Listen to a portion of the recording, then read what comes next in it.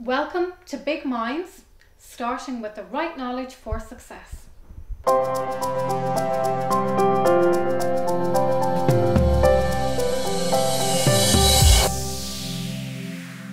If I asked you, what do most people never say no to? Your answer would probably be chocolate. This Irish-owned, internationally successful company that we interviewed is all about that. Lily O'Brien's started in the 1980s and is now a market leader. Chairman and founder Marianne O'Brien is a pioneering business person, and what she has achieved is remarkable. We visited the chocolate factory in Kildare and had a chat with CEO Eoin Donnelly and the woman herself, Marianne O'Brien, to find out nuggets of information that are crucial to businesses and startups all around the country.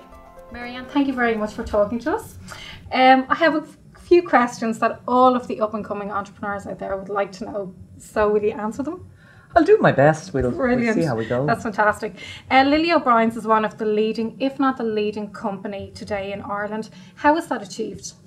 Well, I wish we were one of the leading companies, one of the leading chocolate companies. And, you know, just to put that into perspective, because it's easy for me to say that, but I'm glad to say that Nielsen, you know, that wonderful marketing company that costs rather a lot of money to get their information, but their latest data shows we are the leading premium selling chocolate brand in Ireland. Okay. How was it achieved? It's an absolute miracle, really, when I think, because it's 21 years since I started in my own kitchen. And basically I was on holidays. I actually had chronic fatigue syndrome, ME, and I was on a 2-week holiday with my husband in South Africa, staying in a wonderful little boutique hotel outside Cape Town. Met the daughter's owner, and just a beautiful girl, and she was making chocolate truffles for BMW and Mercedes, the car dealerships. She also made chocolate chess sets, and that's the one that caught my eye. Spent the entire holiday in the back kitchen of that hotel, learning how to temper chocolate, learning all about the fillings, raced into Cape Town with all my holiday savings. I think it cost me 30 quid, it was about 80 rand, and bought all these moulds, and went back to the stable flat in Carton House in Maynooth, which was my home at the time. That's where Jonathan and I rented, and that's where Lily O'Brien's was started. And to answer your question, it was kind of organic growth from there, but it took me about a year of doing courses in Belgium and France and Switzerland and Germany.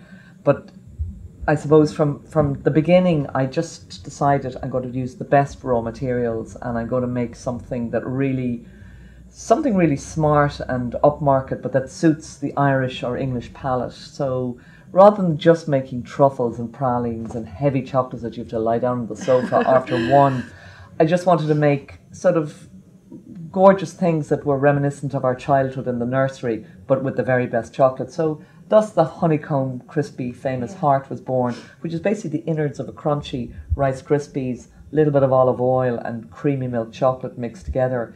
And I mean, that chocolate, my gosh, I mean, that got us our first British Airways contract in 1996, because it's just, whether you're 2 or whether you're 82, it's just adorable. It's kind of cozy, great with a cup of tea, great after with a glass of wine.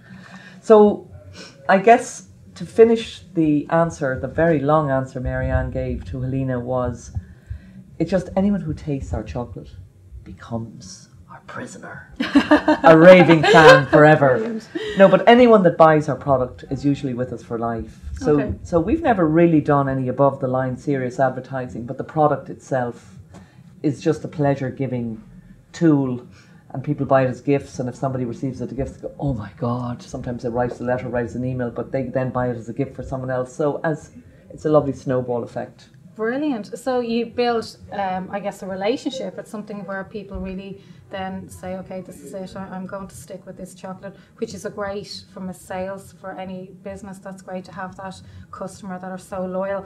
You talk about your contract with British Airways. How long were you in business when you got that contract?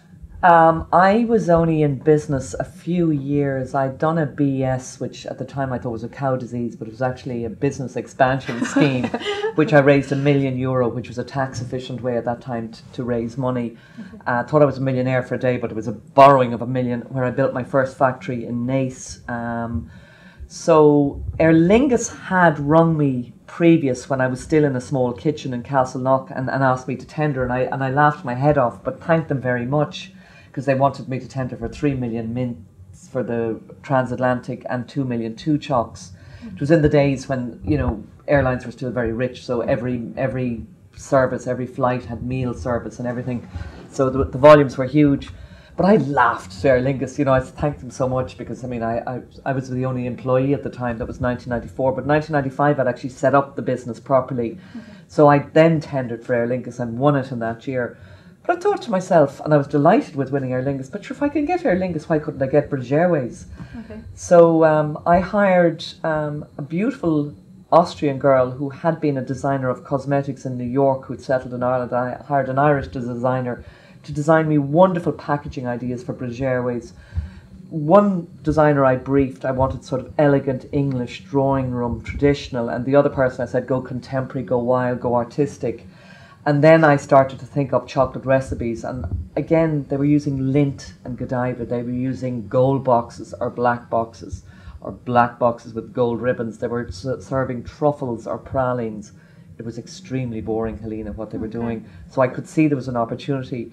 So the chocolates, I said, why don't we make desserts into chocolate? So I made a tiramisu chocolate. I made a chocolate cheesecake with a chocolate biscuit base. Got pieces of lemon rind, made lemon curd, a layer of lemon curd, a layer of lemon souffle in a milk chocolate shell with a white chocolate blob, a raspberry pavlova eaten mess type, so pieces of meringue with pieces of raspberry and a white chocolate truffle. So I arrived on with 50 recipes and about 60 designs into Heathrow to meet the British Airways executive chefs and buyers, and they were blown away, and they'd never bought food off an Irish company, and that was 1996, and they gave me a humongous contract. I mean, I nearly fainted. I come from a little village of Ballytor. I had to go out in the street and hire anyone that could walk to come in and help me fulfill the order, because I think it was 1 million two choc boxes they wanted in 3 months. And at that stage I was still hand piping a lot, and everything had to be hand done, so there was a lot of work, but I did a good job.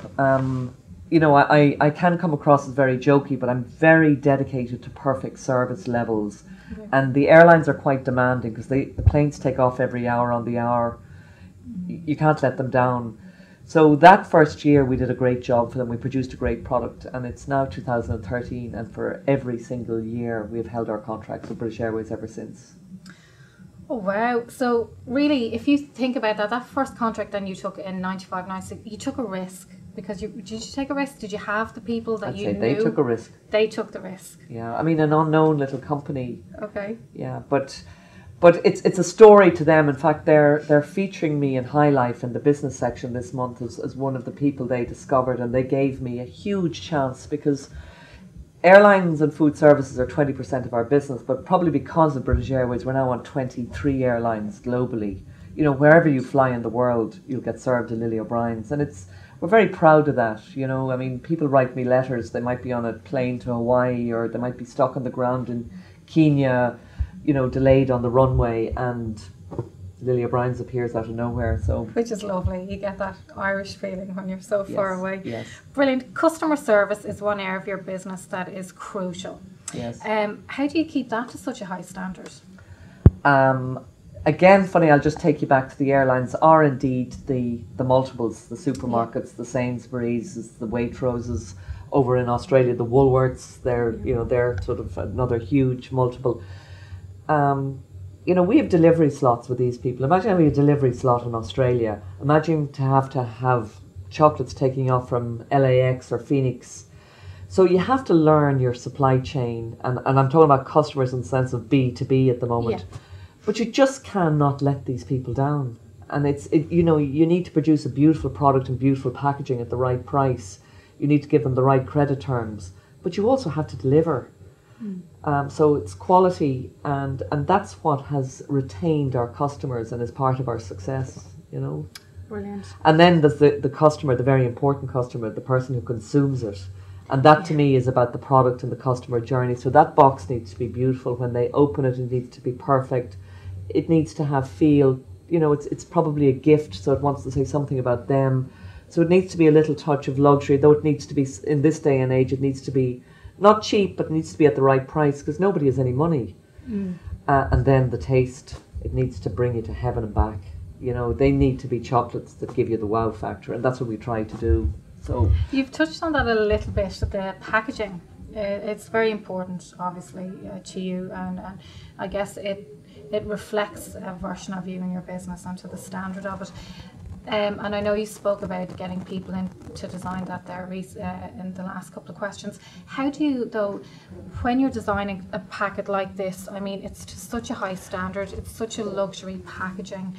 What's really going through your mind to come out with something like that? Well, it's a good question, Helena, because I have changed. I mean, as a sort of a mad, crazed entrepreneur who's very creative. I mean, I'm a nightmare to travel with because we normally miss planes because I'm always looking in shops or staring at labels or going, oh my God, now it won't be in the chocolate section, I'll be in cosmetics. I'll go, oh my God, look at that new texture of that board, and oh my gosh, look at the ribbon, it's a grosgrain ribbon. And my husband is saying, God almighty, would she ever come on? So, because as you know, because of the world has become a village, we've all just become so spoiled, but there's always so much new to take in. So we've got to keep evolving. So the same with the brand, we keep evolving the brand.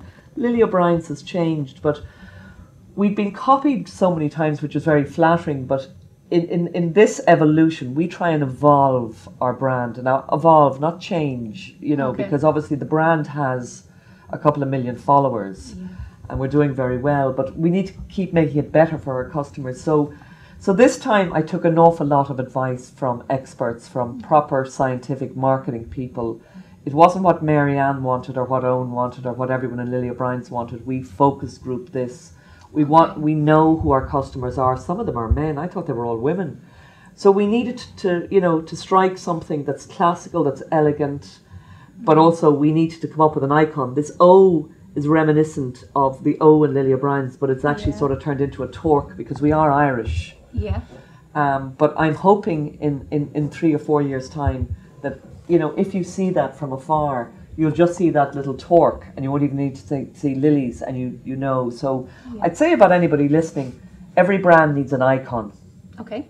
Because scripts can be copied, looks can be copied, colours can be copied. But if you get a really strong icon and be patient and work on it, look at Nike. We don't like to be like Nike because you don't even need to see the words Nike. You just need to see that swoosh. Yeah. You're saying, I want that golf hat, I want those shoes, So we're only a tiny company, but that's what we aspire to be great. So I say this was not just me, though I do love it, but it was, it took a year. It took a year. A year? Yeah, no, a year of fighting, shouting, cajoling, going back, redoing, going out, talking to the market, talking to our customers, talking to our B2B customers, and then coming back, dissecting the information.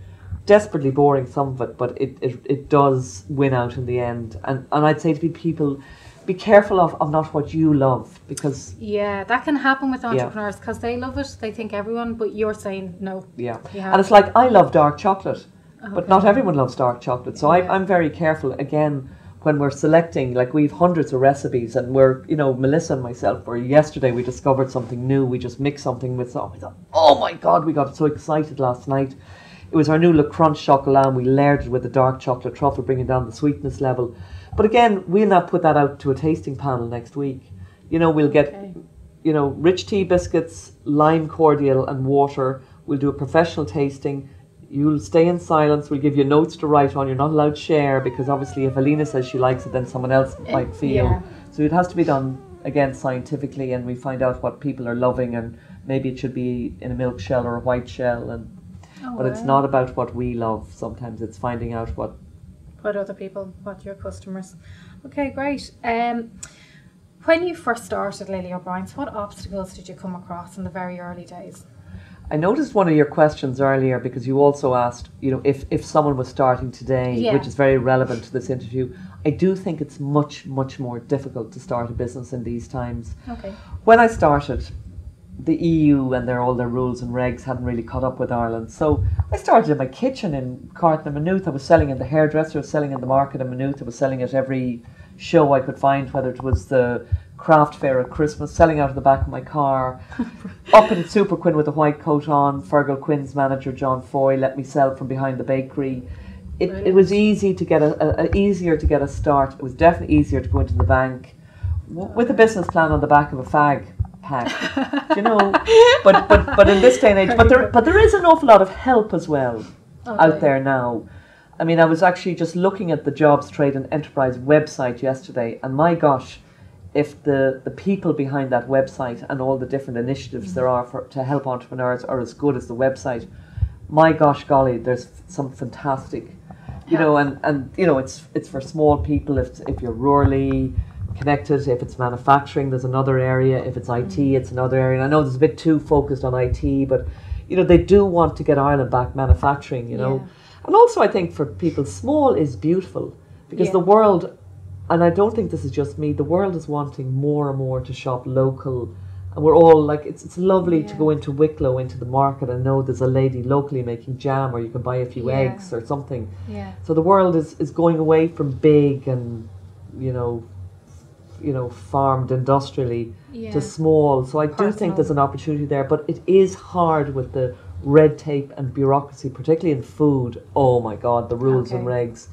You know, for poor people, if you want to set up in your kitchen, you'll have to turn your kitchen into a stainless steel monster before you can even get going, because the health inspector will be around saying, how is your HACCP? Like, I didn't even know what HACCP was. So Which is? Well, HACCP is a whole food safety system that is a process control that you'd nearly have to be a food techie to know. But there are ways to learn it, so it's not as easy. But, you know, even in my days, there was barriers, you know, and but there's still the same law. You need to be prepared to work 7 days a week, sometimes 7 nights a week. You need to be prepared to break your back and have a work ethic known to man. You need to have tenacity and persistence and passion, because, you know it, Helena, you've started businesses. Things will go wrong. Usually for a reason, and the best learning, you learn more than you ever will in college, is making mistakes. You've done an awful lot of travelling, and you travel an awful lot with Lily O'Brien's. Are you noticing any difference in Irish entrepreneurs as opposed to international ones? As in, you know, I mean, you know, the way the Irish are known for storytelling and for charisma. Do you think that, you know, that will get them ahead a little bit more, or that it could open doors? Or are you noticing that there's... Well, this is going to be an embarrassing answer. I think we're so far ahead of the posse, and so lucky we are. The door is open, no matter where you go in the world. I don't do great in Asia. They don't really get my sense of humour terribly well. But other than that, I mean, you go to America, you go to Australia, you know, we're so fortunate with our culture and with our gift of storytelling. I mean, we're so chameleon-like. You know, we can pop up anywhere. You know, we're so likeable and liked as a nation, and we are good business people. So I think it's a huge plus, and I've always found it a huge plus to be an Irish person and a woman. It's not bad being a woman either, you know. No, that can go to your advantage as well. But remember, the 70 million Irish people in our diaspora worldwide, it's got to count for something. Oh, that's a lot. When you think of those figures, that's an awful lot. How did the internet change your business then over time? Because the internet wouldn't have been around. Was it around when you started first? No, it came around 1997, 98, and I was always in love with it. I mean, I do all my shopping on the net for gifts, not quite all. I again like to shop locally more in markets and that, but I'm not going to give you as good an answer as I'd like, because our web is going really well, our social media is going really well. We have 30,000 Facebook fans, but we don't have the time nor the resources to spend the fortunes we have to, of course, Marianne, I'm always terribly ambitious. I'd like to get it to millions of turnover. So we're doing really well, but it's only in the last 2 years we've really invested people are the biggest resources. So we have a wonderful girl called Jessica Morris, and she's full-time on our web and our social media. She's doing a brilliant job. I've just come from a brainstorming with her this morning. We have great plans going forward, but I think you'll see if you looked at our website 2 years ago and you look at it now, you know, and we look at it as a shop in the real world. You know, you need to be constantly making it look beautiful, updating it, making it go with the seasons. Like we're moving into the wedding season now. It's all about brides, because, you know, Easter's over, Mummy's Day is over. Though Mother's Day in the States is happening in May. We need to be careful in the States about shipping though, because, you know, come May it gets incredibly hot in places in the States. So we usually don't ship May, June, July. But, you know, not everything about chocolate is perfect, and one of the problems is it does melt. It does melt. And yeah, so then you're going to have those, and this is really great for people at home watching this, so that they can see that there are certain items that you do have to be very careful of, especially for export businesses, for seasons and so forth. You touched on it there a second ago, creativity. And I'd imagine in a company like this, it is so important. It is. When you're talking, I mean, all of the senses must come into play on this. Like, you're not restricting anything here, especially your taste, and it's all kind of so important. Well, I mean, this year, it's a good year to be talking to. We've been very fortunate with new business we have attracted, and we have a lot of new business coming at us in Australia and America and indeed England, but we were specifically asked to develop chocolates and packaging that's on trend. Okay. So, you know, anyone that has a brilliant idea, just make sure that you look around the world and look at what people are liking or what trend is coming. You know, it's like cupcakes arrived on a few years ago, right, yeah. which was a huge trend. And I believe the next one that's coming is going to be donuts. It's going to be a big trend, you know, and I'm not talking about my business now, but just trends. But there's always trends in packaging, trends in fashion, trends in tastes. And it's like, you know, salt has made me so much money in the last few years. Salted caramels. The world cannot get enough salted caramels. So when I was asked to develop that first 3 or 4 years ago, I thought, tastes really good, you know, sweet and sour. I think we made 3-4 million salted caramels last year, and it's going to be, add that up by 25%. Like, Australia's now into salted caramels. It was just America. I mean, Barack Obama's favourite chocolate was salted caramel. You know, we're working with chili and lime and caramel this year. We're working with balsamic vinegar and blood orange.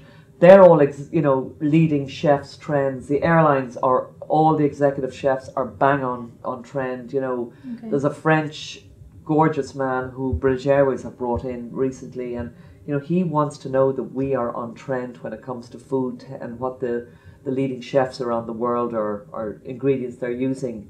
You know, and savoury and chocolate are really beginning to come together. Nice mix. So and then there's the packaging. You know, it's about texture, and we would go to maybe something like Lux Pack in Monaco, and you'd wonder, what is that? It's probably the most luxury gift packaging trade fair in the world, where all the leading designers, anybody from Milan, from Paris, whether it's Dior or whether it's the perfume people, the cosmetic people, or the clothes designers themselves, how they use packaging materials, and you'll really see how the packaging trends are coming down so, you know, you asked me, we are always looking at everything. And then trends in manufacturing. I mean, I'm going off to Belgium next week. I'm going to Paris the week after to look at, I don't want to give away any secrets, but you know, just looking at, and I'm always trying to think up something different and be innovative, because innovation is the key as well. You can't sit around and do the same thing and hope to just keep getting successful, you know. So trade shows are obviously a very big part of your business, attending them. And you're mixing now what it sounds like nearly the catwalk is coming into the chocolate. So you're seeing what fashions are out there, which is really different. And you know, sometimes people will say, oh, imitate, don't innovate. Whereas you're saying, no, it's important to kind of, for this particular industry, you think, because this is what's made Lily O'Brien so successful, is the fact that it's different. Copying is bad for the soul. So I think copying is different to being inspired. Yeah. And I think the internet is great, but traveling, and you say, so just to talk about trade shows, there's 2 different types of trade shows for me. There's the very important one where we have the huge stand and we are selling to the world, which is vital, and it's your shop window, and you can really look your best and present the brand absolutely beautifully and interact with your buyers, and then try and go and see your buyers in that market and bring them over here to Ireland. But the second one is visiting trade fairs and seeing what the suppliers are up to, and you know, what are the trends. But as I say, you could get your inspiration at an airport. You could get your inspiration in Barcelona in a cafe. You know, you just never know where you're going to find it, but you're sure as hell not going to find it sitting at home looking into the fire. Very true. What are 2 key strengths that you think entrepreneurs need to possess? We chatted about this earlier before we started to film, and I guess a lot of entrepreneurs are out there at the moment, and they maybe want to learn another skill set or enhance the one that they have. Yes. So what, I know there's a lot that comes into play for this, but what do you think might be 2 or 3 key strengths? See, I don't have many skills, Celine, and I'm not saying that easily. Like, I'm kind of good at lots of things, but what I do have is a deep down passion. And if you could think of the worst sheepdog that you've ever heard of, that just will not stop chasing that car till he catches it, that's me. But that's what you need to be, you know, you need to set your eye on your target or your goal, and you need to set down a strategy to get there, and you need to be prepared to fall over a few times, maybe break your nose and a couple of tears. But you have to have tenacity, persistence. And if you need to go and train yourself or attract people and realize your weaknesses and attract partnerships or people to work for you, that, you know, it's like, you know, I am not good at processes and systems and administration. I mean, the place would fall to pieces if I was left in charge of that. But I have team members here, and you know, it's not Mary Ann that runs Lily O'Brien's. There's a whole group of very brilliant people that treat this company like it's their own, and we're a team, but they all have different skill sets. But I suppose an entrepreneur that's starting, you've got to have the passion, you've got to have the belief, the self-belief in your idea, and then you've got to make sure you've done your homework and your research, but then get that tenacity and persistence and multiply it by 1 billion of what you believe you need, and stick at it, and don't give up till you get it. Brilliant. And you will get it, you know, you will get it. Yeah, and I think that's great, because I'm sure there are a lot of entrepreneurs, especially because things are changing so fast now today with the economy. So it's great that they can hear, okay, it really is the persistence and tenacity that will get them there. Yeah, but again, the recession, I know it's a bit oversaid this, but there are opportunities in recession. Yeah. And I know people are hard stuck for a few quid, but people still, they appreciate beautiful manners, they appreciate good service, and I'm very lucky because, you know, I'm not a holiday, I'm not a new car, but I sure as hell am a beautiful treat. Or if you want to give your mummy a really lovely treat, or you want to go and play golf for the season, or go to football matches and be nice to your wife, you know, get her a kilo bag of Lily O'Brien's chocolates and tell her to sit down and watch a movie. No, I'm being very... But we have moved back to that though, haven't we? We have, yeah. It's the very kind of comforting, more nice things in life that people really appreciate. So now when people... need. Oh my God. It's kind of for the soul now at this point, so that they can get that nice feeling. What impresses you today in business? When you see business or new business, what do you think impresses you the most? This has never happened to me, and I wonder could I achieve it. But what really impresses me are people that fail. I mean, finished, gone into liquidation, and they start again. Great. There's a young man and his father called Richard and Peter Collin, and you should go and interview them, please. Okay. They had a brilliant business called Clara Candy, which failed due to currency fluctuation in the mid-90s. They now have a business called the Jelly Bean Factory. The Jelly Bean, okay. So international, everything, they're huge. But those boys were finished. Okay. Gone, lost everything. And look at them. They're even more successful. Yeah. That to me, even more than someone who's just starting afresh, or even someone that's lost their job, someone that's lost everything, lost every penny they had, and they can have the will and the determination to start again, you know. Oh, that's great. I didn't realise the Jelly Bean Factory. Brilliant. Yeah. What would you what advice now would you give, last question, to anyone starting a business? What do you think would be good for them to look out for, or maybe to try something different? Or, you know, if somebody came to you and said, okay, I'm starting a business, what do you think? Well, the first thing is find someone who is in business or who has started a business and who has some measure of success. And I know, you know, agencies are great to help you, and, you know, whatever schemes are out there, but find someone who's actually living out in the battlefield and who knows all the ups and downs and ins and outs, and beg them, bribe them, pay them, love them, cook them dinners, and get them to mentor you.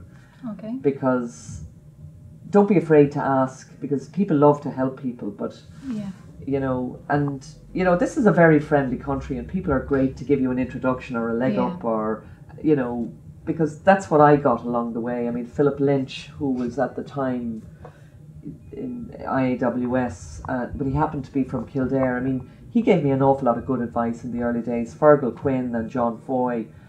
I mean, you know, Fergal Quinn, I don't know how he ever found enough hours in the day, and to this day he'd still be giving me advice. Like, one of the nicest men was ever put on this planet, but so generous, you know. And of course, the more you give, the more you get. So the mentor will be doing good out of it too, but don't be afraid to ask for help, you know. Brilliant. And you know, your idea might need to be tweaked. Your packaging might need to be tweaked, the product might need to be tweaked, because you said it earlier to me, entrepreneurs think, oh my God, this is perfect. And just because your friends and family say, oh, this is great, we might need to go out and, is it the right price, or does it need to be, you know, and are there any Me Too's out there? Because if there are, maybe we shouldn't be doing it. So maybe we'll have to go back and say, okay, maybe this isn't the one, so we, you know. Try something else. Yeah. Because I have 4 or 5 ideas at the moment, but there's 2 of them at least that would bang. They wouldn't work, you know. But so we're all thinking of seeing niches. But I say, you know, you'll see niches hanging around, you know, because sometimes I get depressed and think it's all been done, but it hasn't. No. Yeah, you can still get out there, and there can still be potential millionaires watching this today. Of course. Brilliant. Listen, thank you very much for your time. You're very good. Good morning, Helena. Thanks for having me. Owen, thank you very much for chatting to us today. Owen, when we're looking at Lily O'Brien's, we're looking at the brand and such a high standard it's become. How is that protected within this company? Brand would be absolutely key to this business. Okay. About 18 months ago, we would have had a huge piece in terms of looking at our brand, how consumers would actually see it, what it actually meant to them, and then in terms of our products as well, all the way through it. Customer journey, taste of sweets, obviously the most important thing of all. And we would have looked at it and said, okay, what does this mean to people? Yeah. What are the good bits that we want to keep? What are the bits that we want to improve on? And we would have gone through a huge piece then of development, through designers, through many tasting sessions, effectively to get the wow sweets, but also to get the absolutely perfect presentation and perfect brand message right the way through. So we changed the icon, we changed the fonts and scripts, as well as, I say, the recipes of the chocolates themselves. From that, we then went through a number of focus groups. First group of focus groups, we said, we've got it. And we said, here you go. And the focus group said, no, you've missed it here. It was much better than both of our original, because we had 2 versions that went in. Both of them were much better than our original position. Okay. But they weren't perfect, and we said, no, we want to get this right. So we took the changes on board, and we actually put those into play then. And that's where we end up with the brand as we have it here today. So it only went to market there first quarter this year, and we have the 2 versions. We have the one that you see in the shops out and about, and then you will have the version which will be the premium department store and web version. Brilliant. You mentioned there about focus groups. Yes. How important are focus groups when you're doing marketing, especially around tasting, around food? How important are they to you? Absolutely vital. Okay. Is it what we will do in here is we'll constantly do our own piece anyway. We'll do our tasting sessions. Okay. Fantastic type of job to have. Yeah. Tasting in the morning until you're tasting 20 different types of caramel one day, and then you say, I don't think I'll have lunch sick today. But we'd go through it ourselves. So we'd be very focused in terms of what we need to be looking at on our tasting sessions. It's the appearance, it's the actual taste, if there's any aftertaste, mouthfeel, all the various different things. So there's a whole criteria we go through. The trouble is we're very close to it. So we come out of the far side and we say, that's fantastic. And then if you go immediately and say, right, we'll put this out to the market, you could suddenly find, do you know what? Actually, a lot of people aren't as mad about that as the people who are around the table in here. Yeah. So we'll always put it out, and when we go to focus group, it will always be different age profiles, different demographics, all the time looking for our core piece as well, to make sure that it's our core customers, consumers are actually tasting it. Very often they'll spot something that we won't spot. Okay.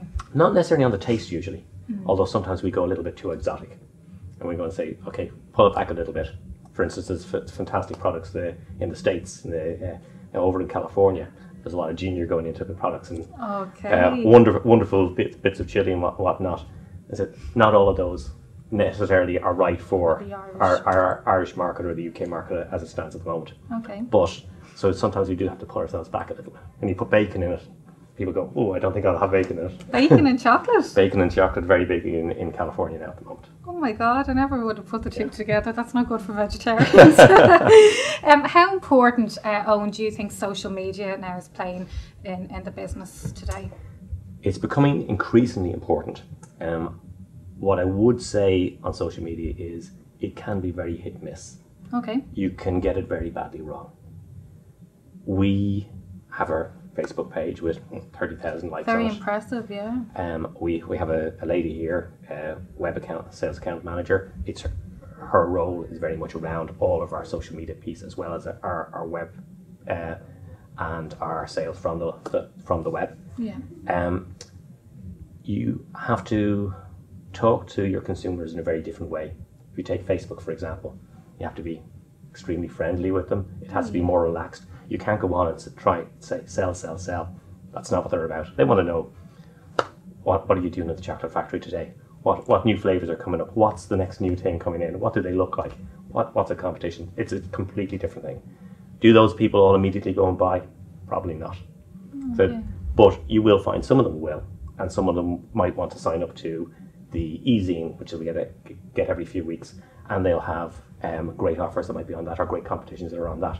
But not everyone's going to sign up to those type of things. So it's a very different type of tone you have to use. You have to remember you're not trying to sell to someone. You're actually trying to inform them, keep them up to date rather than anything else. Okay, so you're using Facebook for that. It's more Very of an much so. information, it isn't as a hard sell. Hard sell doesn't work there. No. Hard sell doesn't work there. And likewise, you have to be very careful what you're talking about, because everyone has an opinion. They're allowed to put their opinion up, and if you don't agree with it, you can't really take it down. No. So it's a case of.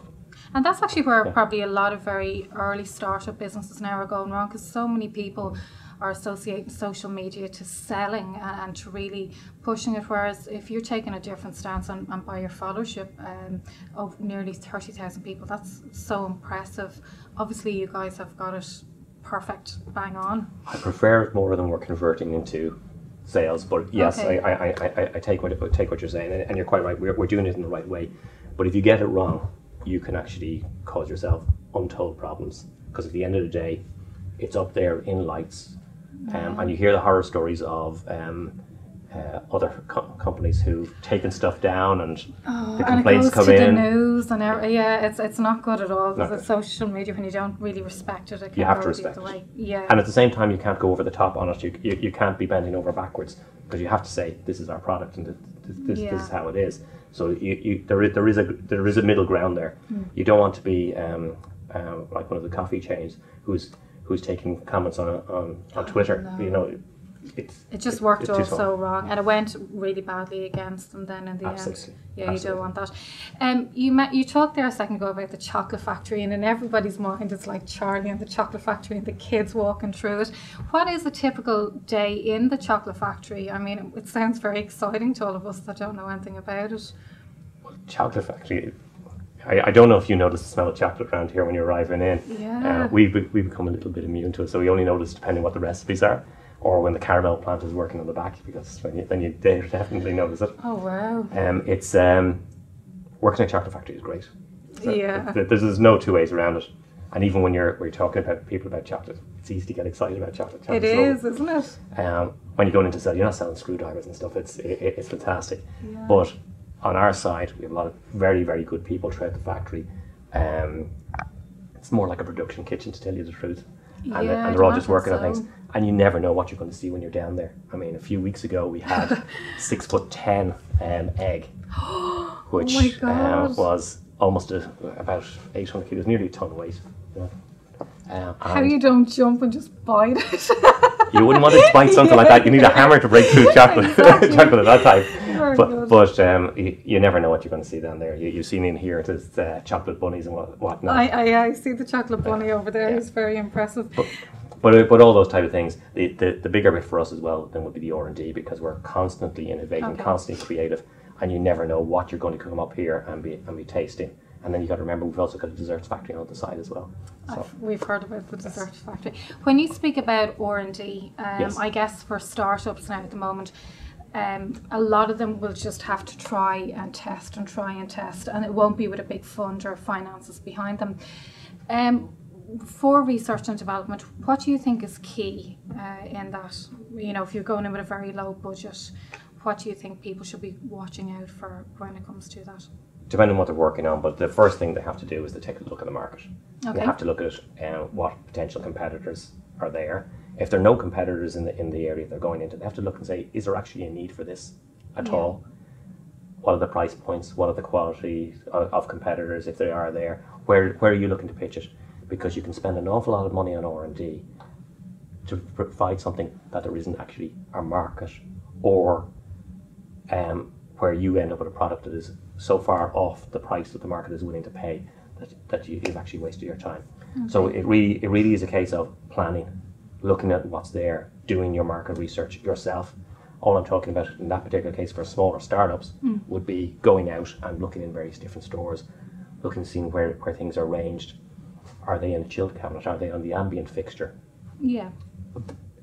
It sounds very basic, but those are the things you have to do first, because if you start off and say, I'm going to develop something new completely, well, you need to know what type of price point you're looking to get to. You need to take into account margins for the retailers as well as for yourself. You need to take it to simple things like that. So all these things have to come into play for you to realise actually there is an opportunity here, or there isn't. Okay, brilliant. Oh, and that's great, because like I said, there is a lot of people at home and they're starting off on a low budget, so to get the information from you is fantastic. Before you go, from everything I'm taking in from the interview, I'm really seeing Lily O'Brien's as an experience. It isn't just a product, and pretty much before you even package it, it even becomes an experience for you guys to get it to where it is today. Absolutely, yes. Do you think that's what people are looking for today, is when it comes to chocolates now, because there isn't as much money, so people are spending, when they are spending, they're spending a little bit on a nicer product. Do you think it's a lot of it is down to experience and the flavours and the tastes and everything that come out of the sweets there? Number one is always taste, but then you come into the experience of it, how it's actually packaged, what the customer journey is as they open it up and go down through the various different bits. Yeah. And then more and more you're finding people are looking to discover new things. So I mentioned things like ginger and chili and things like that. So they mightn't want everything to be totally different, but they might like one or two. Like we've beautiful passion. We've got a fantastic like crunch sweet there at the moment in one of our collections. Again, these are the type of things that people go and say, wow. But what we want them to do is say wow at the end of it, because if they don't say wow, we've gone wrong somewhere.